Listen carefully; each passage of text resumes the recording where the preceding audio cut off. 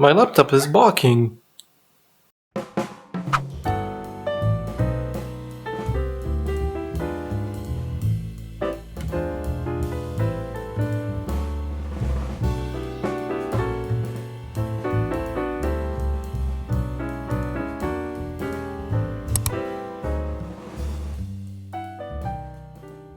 Hello everyone, TRG here, and in today's video we'll be exploring something to this day that I find a little bit odd.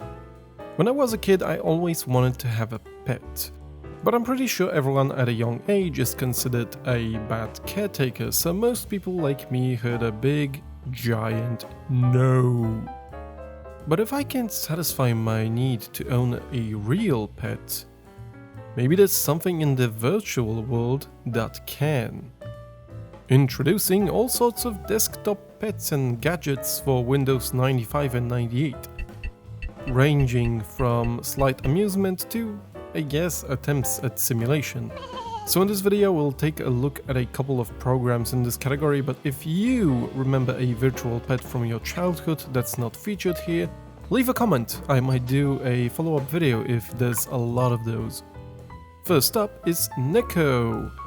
Boot it up and an adorable little black and white cat will follow your cursor wherever you move it. You can make the cat tiny, you can make it huge, go faster or slower, so there's a little customization in there. It's a bit of a shame that the animations have like 2 frames and increasing the cat's speed just makes it jump like a slideshow all over the place. Its novelty wears off very quickly. In a similar fashion is a program known as Scampo or whatever. It spawns a little cute sheep on your desktop with cute little purple horns. It can perform various little animations with sound effects and generally obeys the laws of physics, so it can walk on windows and stuff. It's little, it's cute, and just like Neko, the novelty wears off very quickly. Our next contestant is a fish. It's called Mopey or Mopey fish, and it's pretty much a goldfish on a black background. Looks like someone green screened a fish tank for hours and exported a few animations, finally putting them in a virtual pet tank. This pet, unlike previous two, actually needs care, so you have to remember to feed him often. As you take good care of Mopey, you gain points which can be exchanged for extra stuff in the tank, but it can take several days to get enough points for at least one new thing, and I did it back when I was a kid and had the patience to do so, but now, just no. Maybe if there was something else to do with the fish besides just feeding and looking at it. But next up is Virtual Creatures Chilean Rose Tarantula. A very lively pet simulator.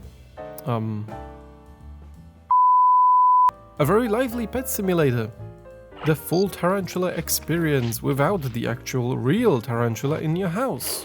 This is so far the most complicated pet out of all we've seen so far. Your tarantula needs to be fed, hydrated, you can scratch and pet it, knock on the glass to get its attention, clean up, and generally keep it happy, or else it dies a sad and lonely death.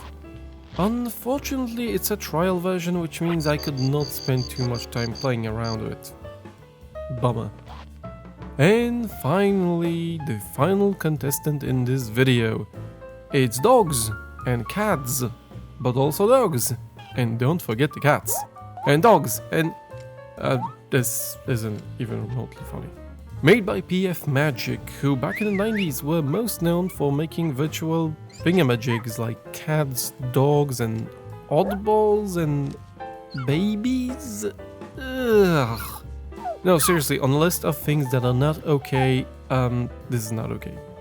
But going back, the Pets games were basically playgrounds with cute virtual animals that, unlike previous titles, were not pre-recorded animations, but behaved kinda like real animals, unpredictable and stuff. They also were sort of 2.5D-ish. It looks like a clever technique, using 2D sprites to simulate a 3D presence.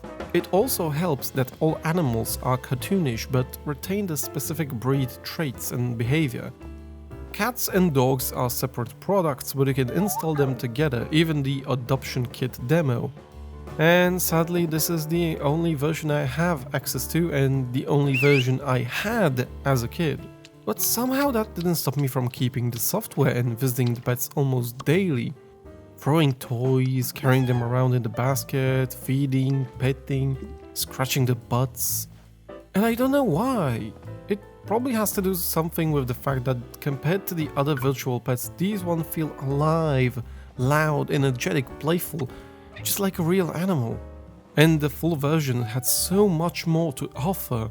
Locations, more toys, more breeds, multiple pets at once. If I ever manage to get my hands on one of these games, I'd love to do a full video. But sadly, this was the only version I had available. And with all this software that I ran for this review, I think the longest time I spent was with cats and dogs. I just let it run and watch pets run around, bark, meow, purr, and do other things. All other stuff felt like gimmicky gadgets. Well, maybe with the exception of the tarantula. And to be honest, in the end, none of this scratched the itch of owning a real pet.